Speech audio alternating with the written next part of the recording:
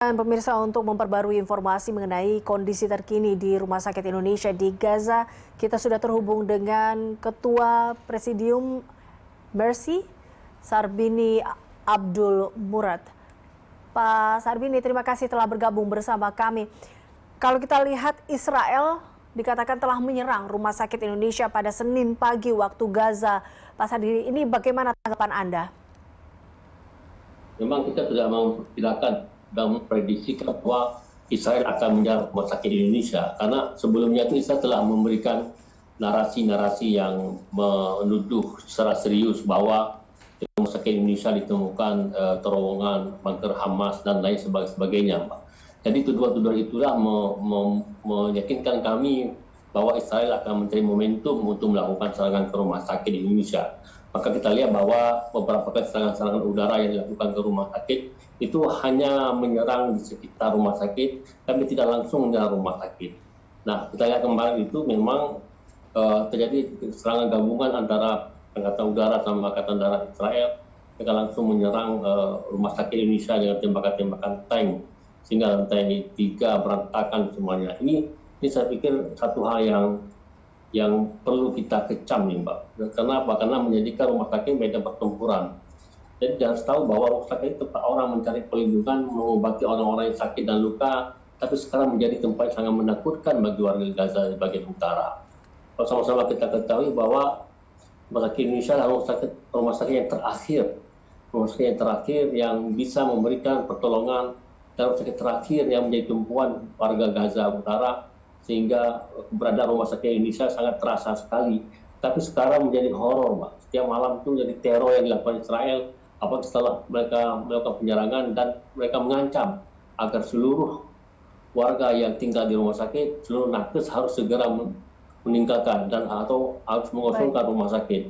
Ini persis seperti halnya Rumah Sakit Syifa, karena Rumah Sakit Indonesia dan Rumah Sakit Syifa ini dituduh dengan tuduhan yang sama yang dilakukan Israel.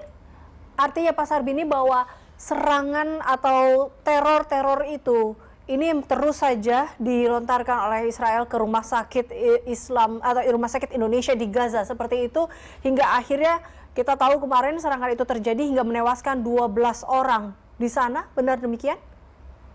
Benar Mbak. Dan itu bukanlah akhir cerita, Mbak, ya. Akhir cerita bahwa serangan tadi tadi pagi itu bukan berarti akhir cerita pelakuan ataupun serangan ini. Dan ini akan terjadi serangan-serangan, dan akan lagi ada cerita-cerita buruk yang lain yang akan menimpa Rumah Sakit Indonesia. Maka oleh sebab itu, kalau misalnya gencatan senjata sampai dengan hari ini belum diperlakukan, maka kita nggak bisa bayangkan korban orang-orang yang lemah, orang-orang yang memang mencari pertolongan dan luka-luka di rumah sakit akan menjadi korban.